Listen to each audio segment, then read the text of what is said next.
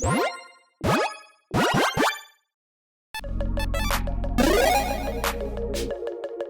everyone, Mitch coming in from the Grand Score Studio. Welcome to the show. So Bloomburrow spoiler season and the pre-con spoiler season, which is all kind of part of the same one, but they do it kind of separately-ish, depending on if there's leaks or not. Anyways, is all wrapped up. Let's talk about the cards that are going to make a huge impact on Commander, the ones that you need to be aware of, and the ones that you should be considering picking up. The set itself comes out on August 2nd. Some of these prices might adjust. Typically, I will say, they do go down a little bit over time before. So, once that day comes, be ready to pick these up.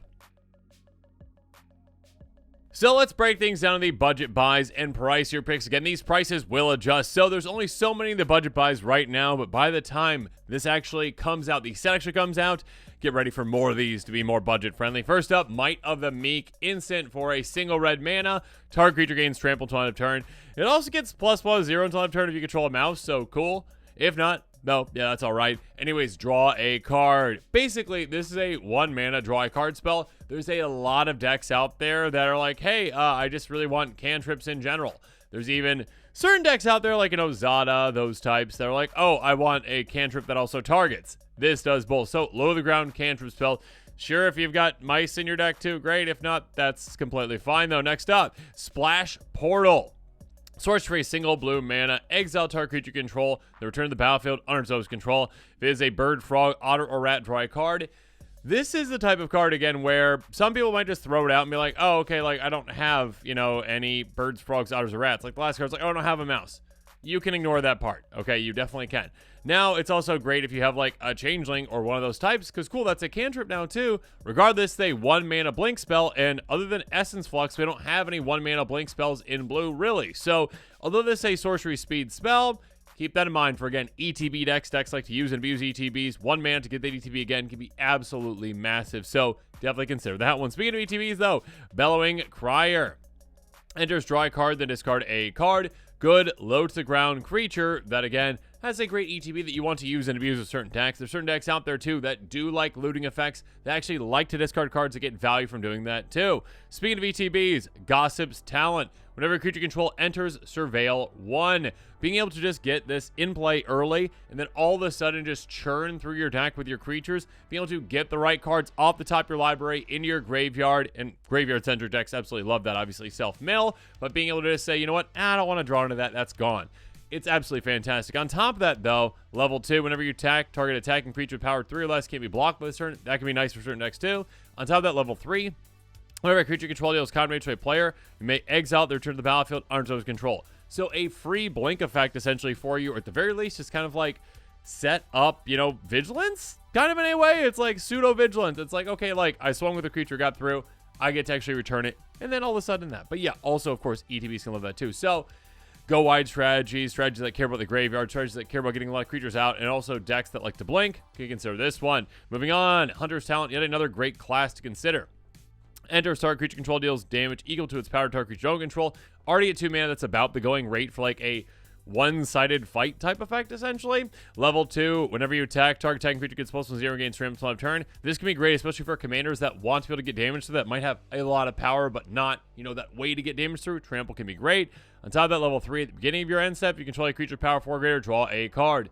In certain strategies, with certain commanders, like my commander already has 4 power, I'm going to be able to get to that amount every single time. This is a great kind of build your own value throughout the game with this. Next up, Long River's Pull, an instant for blue, gift a card, counter target creature spell if the gift was promised, instead counter target spell.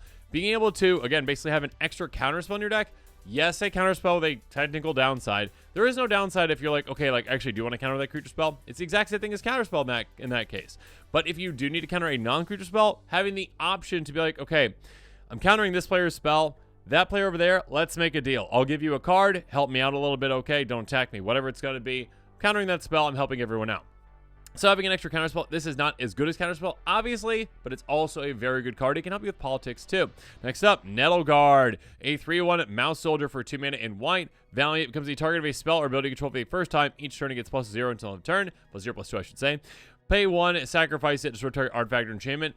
This is a good low-to-the-ground creature with a decent amount of power, but yeah, the thing that really makes this work is certain decks out there just like to have a lot of removal in the creature slot. So having creatures that can actually remove things can be great. There are better ones out there than this one. That being said, if you're looking for more to add to a deck, a great one to add. Next up, Pawn Prophet. Enters, draw a card. 2 mana. Again, green, blue, green, blue. This one is just great. It's strictly better than the other one we talked about earlier in most scenarios. I mean, it has 1 power versus 2, but in most scenarios, you'd rather just draw and not discard. This is card advantage. Fantastic. Like Elvish Visionary, essentially. That being said, yeah, some decks do care about the discarding, but yeah, most are like, hey, yeah, ETB, draw a card. Absolutely love it. So yeah, ETB decks, that kind of stuff. Continuing on, Shoreline Looter, a 1/1 rat rogue for 2 mana in blue. Can't be blocked. Certain decks out there just looking for lower to the ground creatures that are evasive, like those flying men type strategies. This one just straight up unblockable. On top of that threshold, whenever deals counter to a player, draw a card, then discard a card unless 7 more cards in your graveyard. This one's a great looting effect that then becomes card advantage. So yeah, again, rat decks, I guess, rogue decks, of course, being able to have evasive creature decks, again, flying men type strategies out there, ones that care about card draw, ones that care about discard, all those kinds of decks might want to consider this one. Next up, Sugarcoat, a spicy name. Aura, Flash, 3 mana in blue, enchant creature or food. Enchanted permanent is a colorless food artifact with pay 2 tap, sacrifice this artifact, you gain 3 life, loses all their card types and abilities. This is one of those kind of like lignify, kind of like imprison the mood type cards. It's like, let's just permanently get rid of that thing. Usually this is going to be used against commanders, turning the commanders into food. They actually have to pay, kind of like commander tax twice in a way. It's like, okay, you need to pay 2 to tap and sacrifice that thing, because it's not going to be getting rid of any other way, really. So you have to actually pay 2 to sacrifice that. Sure, that opponent gains 3 life. Who cares? You're in commander. Life does not matter really all that much, right? Life is a resource. And then also, essentially, yeah, okay, now it's food, whatever, it's gone. And you sacrifice that, which meant that you have to now, cast your command zone again for some extra commander tax. So it can be very, very good in that way. And then the Green Shell. 4th, 6 elemental turtle with reach for 5 mana in green. As long as you control 10 or more lands, creature control +2/+2. That's already a great effect. Again, just like a nice anthem for you. That counts itself too. So let's say 6/8 with reach, essentially for 5 mana. You're going to be getting 10 lands because you are in green. You're playing commander. On top of that, whenever another creature control with toughness greater than its power enters, look at the top card of your library, say land, you may put the card in the battlefield tapped, otherwise put in your hand. If you've got a decent amount of cards in the deck that already have that requirement, great. If you've got like a Walls deck, amazing. This is a slam dunk on those types of strategies, but yeah, again, at the very least, a great anthem for your deck. But now let's go on to the pricier picks. Again, these are cards that are currently outside of my budget, but again, if I had to guess, a good amount of these are going to be within my budget by the time the actual set comes out. So again, maybe just bookmark this tab and say like, you know what, okay, I'm ready to go as soon as, well, the set comes out. I will take those cards, and I will get them. Stormcatch Mentor, a 1/1 Honorways with haste and prowess for 2 mana. In Izzet, basically, this is Goblin Rectomancer, but better. Instant source spells you cast cost 1 less to cast. Having an extra Goblin Rectomancer, there's going to be decks that are like, I already run that, great, I'll run another one. Or ones that are like, this one's just better, I'm going to run this one instead, so keep that in mind. Next up, Dire Sight, source for 3 mana in black, surveil 2, then draw 2 cards, you lose 2 life. Again, these ones, I'm actually organizing these in the pricier picks from the actual price. So keep in mind, these are like close to $1. They're going to be less than $1 by the time set comes out. This is basically an improved version of Read the Bones. And Read the Bones sees a ton of play. Surveilling is, for the vast majority of decks out there, just strictly better than scrying. It just is. Most decks care about getting things in their graveyard more often than they do care about getting them in the bottom of the library. Sorry, Grenzo. I mean, Grenzo's basically the only one who really cares about that. There's other ones too, but not too many.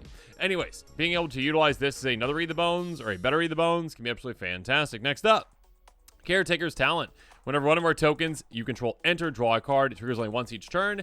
This counts any kind of tokens, not just creature tokens, any kind of token. So if you have a token-based strategy, whether that's treasures, whether that's food, whether that's creatures, whatever it is, you can draw a ton of cards with this. And again, only triggers once each turn. Count your opponent's turns as well. If you've got some instant speed ways to make creature tokens or any kind of tokens, draw a lot of cards. On top of that, when it becomes level 2, create token's copy of target token you control, which also draws you a card, obviously. And then level 3, creature tokens you control get +2/+2, so a great anthem as well. So yeah, creature token strategies can really love this one. Absolutely fantastic. Into the Flood Maw. Gift a tap fish. Yeah, that's pretty awesome. Single blue mana. Return target creature to opponent controls back to its owner's hand. If the gift was promised, instead return target non-land permanent opponent controls back to its owner's hand. This one is basically like unsummon for your opponent's creatures, but also if you're like, I really need to get rid of something else that's non-creature, cool, let's just do that. Let's bounce essentially, you know, anything for giving someone a fish. And the 1/1 fish is basically nothing. So yeah, being able to make a friend, and again, it doesn't have to be the player that you're disadvantaging. You actually give someone else a fish, take something away from another player. You're actually kind of probably gaining in both aspects because you made a friend over there by giving them a fish. Next up, Scarscape Cleric. This one's pretty apparent as to why it's good. 2/1, Bat Cleric for 2 mana. Can't block flying, offspring for 3 essentially. Whenever you gain life, you don't lose 1 life. There are so many other cards, not so many, there's a decent amount of other cards that have this exact same text on them, and they are very good in those types of life gain strategies. Strategies out there that have, like, you know, the Dina type strategy of, like, a lot of different instances of life gain. This can drain a ton throughout the game. And of course, you can have a second copy of it. Essentially, that's a 1/1 with that offspring. So that's huge. Doubling up on that. It also combos with Exquisite Blood, which what doesn't these days? Next up, Coiling Rebirth. Gift a card for 5 mana. Return target creature card from your grave to the battlefield. Then if the gift was promised and that creature isn't legendary, create a token of it. That's a 1/1. Basically, offspring it. So being able to make a copy basically of a reanimated creature that can be huge. Being able to get like an ETB off of something, get a trigger off of something, get a second one, even though it's just a 1/1, that can be absolutely huge. So yeah, reanimate strategies, big creature strategies, can love this one. Seskep's Brew, instant for 2 mana and red, gift a tap fish. Just cost cast a spell, discard a card, target player draws 2 cards. Gift was promised, our creature control gets +0 until end of turn. This one is basically another iteration of the 2 mana, instant speed, draw 2, discard 1, essentially. Discard first, though. Anyways, being able to gift a fish again is nothing, and if you want to pump something, cool, pump it. Again, your instant speed doing this, it can be a great combat trick if you really need that as well. Also, ironically, this could be a finisher, too, if someone's like, oh, no, I'm milled, but I need to draw 1 more card. You're like, draw 2. You lose. Yeah, so there is a way you could potentially win that. Most of the time, you're picking yourself to draw the cards, though. Next up, Patchwork Banner. This is going to see so much play. Artifact for 3, enters as a creature type. Creature control the chosen type, get +1. Tap at 1 mana of any color. This is, okay, an Anthem, and also just an inefficient mana rock, yes, but an Anthem for tribal decks out there. Do you have a tribal deck? Cool. You might want to consider this one. I'm not saying you have to consider it, but I'm saying if you have like a go wide strategy, yeah, throwing in like an extra mana rock, it's not that efficient, but it is an Anthem for your deck. That can be absolutely huge. Next up, Tender Wild Guide, a 2/2 Possum Druid for 2 mana in green, offspring 2. So again, you get a second copy of it. Tap for 1 mana of any color. Tap with a counter on this creature. That's nice. Basically, this is just, again, a single mana dork or 2 mana dorks that also can just pump each other throughout the game. So yeah, keep that in mind. Pump themselves, I should say. Next up, Hop to It. 3 mana sorcery. Make 3 1/1 rabbits. Basically, cards like what, Hordling Outburst. There's a goblin one, whatever it is. Being able to essentially just make 3 creatures for 3 mana. There's some decks out there that just care about going wide, going quickly, low the ground waves to make a lot of creatures quickly. This can be absolutely huge. It doesn't matter that the rabbits. Sure, if you've got like rabbit tribal, great. If not, it doesn't matter all that much. Next up, I don't know how to say that word. Coruscation. Nope. Coruscation? No idea. Mage. Hey, 2/2 Auto Wizard with Offspring 2 for 2 mana. Whenever you cast a non-creature spell, 1 damage each opponent. Yeah, that's nice. Be able to ping your opponents down and also ping down twice. Basically kind of like gutter snipe type damage, but again for non-creature spells, not just instant sorceries. That can be huge. So yeah, artifact decks consider it, enchantment decks as well, and of course, yes, spellslinger decks as well. Next up, Dowerport Mage, a 1/3 Frog Wizard for 2 mana in blue. Whenever 1 or more other creatures you control leave the battlefield without dying, draw a card. If you've got a blink strategy out there, again, it is 1 or more, so keep that in mind. Like a giant Eerie Interlude is still just going to draw you 1, but if you've got repeatable blink effects, if you've got blink effects on your opponent's turns as well, if you got bounce effects too, if you got any ways to basically get your creatures out of there without dying, you're going to draw a lot of cards with this. You can also bounce another creature back to your owner's hand for paying 2 mana too. Stargaze. Sorcery for X, black. Look at twice X cards at the top of your library. Put X cards from among them in your hand, but the rest in your graveyard, you lose X life. There are already cards that see play that are basically like this, but just like draw X cards, lose X life. So this looks at twice as many of those cards. You're still losing the same amount of life, but you get to look at twice as many of those cards, essentially. Get the right cards that you need for your hand. So if you've got like big mana, X spell, just really want to like mono black, draw a ton of cards, dump a ton of mana into this, it's absolutely huge. Next up, Artist Talent. Enchantment class for 2 mana in red. Whenever you cast a non-creature spell, you discard a card. If you do, draw a card. That's already just very, very nice again for certain strategies out there. My Joyride deck, if I ever played it, because, well, it's solitaire, so I don't play it all that much unless people are completely fine with that. That kind of a strategy where you're just like spell slinging, casting a ton of spells, casting a ton of artifacts, absolutely amazing. Great rummaging repeat effect for you. Level 2, non-creature spells you cast cost 1 to cast. Again, even better in artifact decks where you're like reducing generic mana. Level 3 of a source you control, deal non-combat damage to an opponent or a opponent controls, deals that much damage +2 instead. You've got like a group slug type strategy or a ping type strategy, absolutely amazing. Again, you don't have to love every single level from this class to be like, oh, it's a slam dunk in this deck. Like most of the decks I'd include in, wouldn't really care too much about that last part, but would love the first 2 parts. Absolutely amazing. Card selection plus cost reduction. Next up, Salvation Swan, a 3/3 bird cleric, flash and flying for 4 mana. In white. Whenever another bird you control enters, exiles up to 1 target creature control without flying, turn the battlefield under those control with a flying counter at the beginning of the next end step. It's a great way to save a creature essentially, or use and abuse an ETB, and also give something flying, which is quite nice as well. Dreamdew Entrancer, a 3/4 frog wizard with reach for 4 mana in Simic. Enters, tap into 1 target creature and put 3 stun counters on it. If you control that creature, draw 2 cards. This is either card draw or basically removal on an ETB. There's pretty much no downside to this card. Like, you might think it's a downside because it's like, well, if I want the card draw to tap down one of my own things, tap this down. You literally could just say like, okay, like if this isn't my best blocker, I'll just tap this down. Or if I'm just going to keep blinking it anyways, just keep tapping this down. That's okay. Put 3 stun counters on it, draw 2 cards. Great. Don't care all that much. So this can be like Mull Drifter-esque with also kind of like ETB remove something for a while. Like again, like get rid of a creature for 3 turns. That's basically an eternity essentially. So, and you could of course proliferate that. You can just blink this again, get even more stun counters on it. Absolutely lovely. So yeah, ETB deck can definitely consider that. Valley Floodcaller, a 2/2 Otter Wizard Flash for 3 mana. You may cast non-creature spells with Flash. Plenty of decks out there can utilize this again. Decks that utilize a bunch of sorceries. Decks that utilize, again, yes, artifacts, enchantments, planeswalkers. One that just want to get a bunch of things into play on your opponent's turns. On top of that, whenever you cast a non-creature spell, birds, frogs, otters, and rats you control, +1 till turn, untap them. Sure, if you've got those kind of creatures and cards, great. If not, if you have changelings, even better. Cool, actually, that's probably one way you can do it. That being said, most of the time you're just like, oh, I care about flashing this in, basically utilizing as a Vidalcan Ori for my non-creature spells. Next up, Mockingbird, a 1/1 bird bard with flying for maybe a single blue mana. If you don't want to pay another X, great. This can just be another flying men type card, which already is going to see play just because of that. That being said, it does cost X in a blue. You may have an interest copy as any creature on the battlefield with mana value less than or equal to the amount of mana spent to cast Mockingbird, except it's a birdish to other types and has flying. Basically a clone that gains flying, and it's a bird too. That can be nice. Or again, low to the ground, just a 1/1 flyer. It's already going to see play because of that. So it's kind of flexible with those decks. Next up, Dawn's Truce. It's going to see a ton of play. Instant for 2 mana and white, gift a card. You and permanents you control gain hexproof until turn. If the gift was promised, permanents you control all skin indestructible of turn. Basically, heroic intervention, but flexible when it comes to, I mean, not but flexible. You need to give up a card to an opponent. Again, that's fine. Make a deal with that to actually get the indestructibility.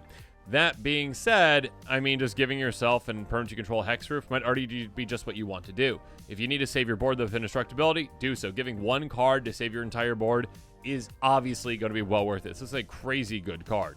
Next up, Innkeeper's Talent, 2 mana for a class in green. Beginning of combat, your turn, get a counter target creature control. Level 2, permanent control with counters on them at board 1. Level 3, if you would put 1 or more counters on a permanent player, put twice of each of those kinds of counters on a permanent player instead. Yeah, this is very, very good. I mean, counter strategies, of course, you can consider this one. Getting those extra counters is going to be nice. Protecting your creatures, protecting your permanents, you know, with counters on them is nice too with that little ward 1. But of course, that big thing, that level 3 doubling up counters, that's huge for a lot of decks out there. Next up, Scrap Shooter. Oh my goodness, Rex Sage and a half. 4/4 Raccoon Archer, gift a card, reach for 3 mana in green. When it enters, if the gift was promised, or target artifact or enchantment opponent controls. This is like Rex Sage, sure, they slight downside if you're, you really want to destroy something, you're gifting a card. Again, make a deal with that. Regardless, if you don't need to destroy something, this is just strictly better, again, being a 4/4 reach for 3 mana instead of a 2/1. So yeah, make sure you're keeping that in mind. Next up, Darkstar Augur, a 2/3 Bat Warlock for 3 mana with flying and offspring for a single black mana. Being up, you reveal the top card of your library, put the card in your hand, you lose life, yields mana value. Basically, Bob the Bat with a offspring friend. So yeah, being able to essentially get this twice in a turn, you can dig through your deck in absolutely no time for the right kind of like low the ground card strategy. Bob decks out there will love this. Azure Beastbinder. A 1/3 Rat Rogue with Vigilance for 2 mana in blue. Can't be blocked by creatures with power 2 or greater. So if it needs to be taken out, the opponent has to block with like 3 creatures that are 1/1s essentially, or 1 power. When it attacks up to 1 target, artifact, creature, or planeswalker opponent controls loses all abilities until your next turn. It's a creature also has base power of its 2/2 until your next turn. Yeah, this is just, hey, I'm shutting down your commander for a while, and then again, and then again, and again. It's until your next turn. So be able to say, like, your commander's a 2/2 that doesn't do anything else. Your commander's a 2/2 that doesn't do anything else. Your commander's a 2/2 that doesn't do anything else. You can shut down strategies with this kind of a card. So yeah, if you want a creature that, well, can really kind of do that, like, Lignify type thing, essentially, in a way, and one that also can just get through on opponents and can, yeah, stay back for some blocks as well, the Vigilance, that's nice. Moving on. My goodness, these seasons, I think, are going to see a lot of play. Season of Loss. For 5 mana in black, again, the 5 modes, essentially. You can choose the same mode more than once for one of those paw print, whatever the cost is, essentially. Each player sacrifices a creature. Just even having this being like, okay, 5 mana, everyone sacrifices 5 creatures. That's huge. That is, wipe your opponent's boards, and you're probably playing with a deck that cares about sacrificing its own creatures, like Riskrat style, so you're like, oh, that's great, actually, I get value out of that. Next up, draw a card for each creature control that died this turn. Okay, again, Aristocrat style strategy, you're like, I'm already sacrificing creatures. I've sacrificed 20 this turn. Cool, all right, I draw 20. I draw 40 if you really want, because you can do that twice. Each opponent loses X life or X the number of creature cards in your graveyard. That could also just be a great finisher for you. So this is removal, mass card draw, and also potential win the game. Cool. Season of the Burrow. It's the exact same thing. The first one is going to be 1/1 right rabbit creature token. So again, 5 mana for 5 rabbits. Again, some decks out there just care about, okay, yeah, I just want to go wide really quickly, so I make a bunch of tokens. The second one is exile target non-land permanent control draws a card. You can do that twice. Getting rid of 2 things can be absolutely huge. And again, permanently getting rid of them. Exiling. Third one is return target permanent card with mana value 3 less for graveyard of the battlefield with an indestructible counter on it. Be able to get something back can be a lot of value for you. Next up, Season of the Bold. Again, same thing. The 5 modes. 5 paw prints were the modes. First one, create tap treasure token. Some decks just want, like, okay, 5 mana, make 5 treasures. Yes, sign me up for that. Second one, exile the top 2 cards of your library until the end of your next turn and play them. Impulse draw. Yeah, lovely. Impulse draw plus mana. The third one, until your next turn, whenever you cast a spell, it's going to deal 2 damage to up to 1 target creature. Yeah, basically, maybe mass removal, depending on the right deck out there. If you're like storming off and casting a bunch of things, extra damage to be had. Season of Gathering in green. Yeah, the prices can start skyrocketing here. Sorcery for 6 mana in green. Again, same thing, 5 paw prints worth of modes. First one, counter target creature you control. It gains vigilance and trample time of turn. Second one, destroy target artifact or enchantment, draw permanents of the type. Basically, sorry, destroy all artifacts or enchantments. Then the third one is draw cards with the greatest power and creature you control. So this is a flexible board wipe in a way, potentially. This is also just a mass draw spell, or it is like, hey, let's get some damage through something. Season of Weaving. Again, same thing. Draw a card for the first one. So it could just be 6 mana, draw 5. Yes, please. Second one, choose an artifact or creature control, create a token's copy of it. That's already an amazing amount of value right there, and you can do that twice if you really want to. Third one is return each non-land non-token permanent back to its owner's hand. Or it is a board wipe. So this is either board wipe, draw cards, or token copies of things. Lovely, or a combination of those. 3 Tree City. Yeah, this is incredibly expensive for a reason. Enter, choose a creature type, tap for a color, pay 2 tap, choose a color, and amount of mana of that color equal to the number of creature cards of the chosen type. Creature you control the chosen type. This is basically Nykthos Shrine to Nyx, but instead of being devotion, it is tribal. So essentially, this is just, hey, do you have a tribal deck? You probably want to throw this in there. As long as it's like go wide enough. If it's just like, I guess, I mean, most tribal decks are like go wide. You have a bunch of tribal deck creatures in there. So yeah. This is something where you can just add an absurd amount of mana. An absurd amount of mana so quickly with it. There's a reason why it's super expensive. It might be the most expensive card of the set. Once, again, the dust settles, August 2nd comes around, the actual set comes out. We shall see. But yeah, it's a slam dunk in basically any tribal deck out there. But now this episode is coming to a close. Again, check out that card list link in the description below. Maybe bookmark it and say, okay, I'm going to wait until August 2nd comes out. And then all of a sudden, oh, look, some prices drop. Some of them might not drop. Again, like 3 Tree City might just be very expensive because it's a very, very good card. That being said, yeah, a lot of cards are going to be budget from this set that are going to be very, very good that I absolutely am so excited for. So yeah, make sure you check out that link. And of course, as always, thanks again and have a good one.